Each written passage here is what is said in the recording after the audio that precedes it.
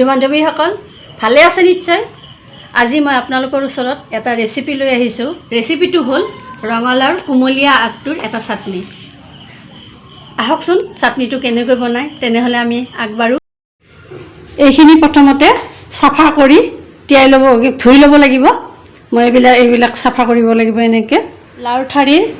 লাওৰ আগৰ চাটনি বনাবলৈ হ'লে আমাক এইখিনি লাগিব: এটা বিলাহী, এপিচ আদা, জলকীয়া আৰু নহৰু। এইখিনি মই টাৱাত সেকি ল'ম। অকণমান সেকি ল'ম মই।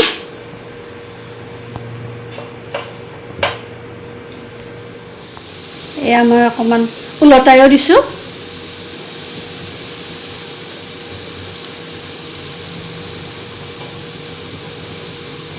খাবলৈ বৰ ভাল লগা হয় কিন্তু।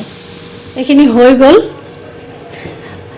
প্ৰায় 2 মিনিটমান সেকিলে হৈ যাব, বেছি সময় সেকিব নালাগে। এয়া মই আদাখিনি 4 টুকুৰা কৰি কাটি ল'লোঁ।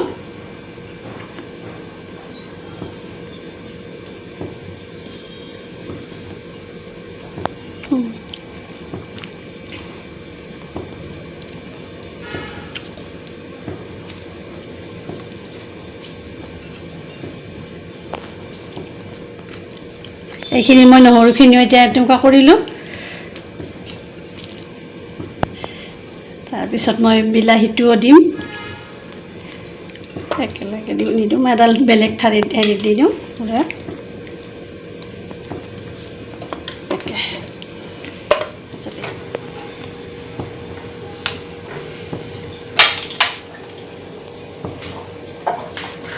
এয়া মই জুইত অকণমান ঘূৰাই দি পুৰিব।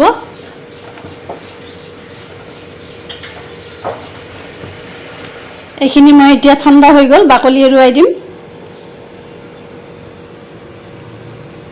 এনেকৈ খাবচোন। ৰঙালাওৰ ঠাৰিটো আমি সদায় খাওঁৱেই, আজি এটা নতুন জুতিৰেই খাওঁ, সেইবুলি আপোনালোকক দেখাই দিলোঁ আৰু।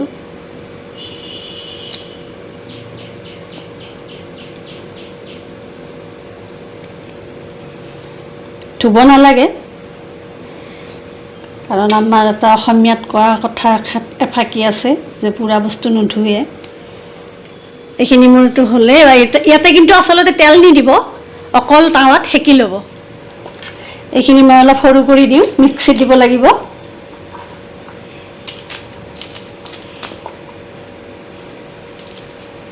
এয়া বিলাহীটো মই 4 টুকুৰা কৰি দিলোঁ। ইয়াতে মই আদাখিনি দিলোঁ। আচলতে আমি জ্বলা খুব বেছি নাখাওঁ, সেইকাৰণে মই এটা জ্বলা দিছোঁ। আপোনালোকে যিমান জ্বলা খাই দিব। নহৰুখিনিও দিলোঁ আৰু এইখিনিও মই দিলোঁ। এতিয়া মই ইয়াতে নিমখ দিম আৰু তেল দিম। নিমখটো আপোনালোকৰ আন্দাজমতে দিব। এতিয়া মই এইখিনি মিক্সিত মাৰি দিম।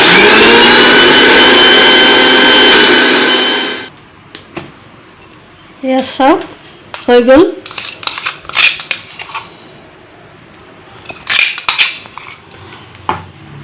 এয়া ৰঙালাওৰ ঠাৰিৰ আগৰ পাতৰ চাটনি বনালোঁ। চাওকচোন কি মজা হৈছে নহয়, খাবলৈ বৰ ধুনীয়া লাগে। এবাৰ বনাই খাই চাবচোন আপোনালোকে। ৰেচিপিটো চাই যদি ভাল পালে তেনেহ'লে লাইক, শ্বেয়াৰ, কমেণ্ট কৰিবলৈ নাপাহৰিব। লগতে ছাবস্ক্ৰাইবো কৰিব, বেল আইকনটো টিপি দিব। তেতিয়াহ'লে মোৰ ৰেচিপিটো আহিলে সকলোতকৈ আগতে আপুনি চাব পাৰিব।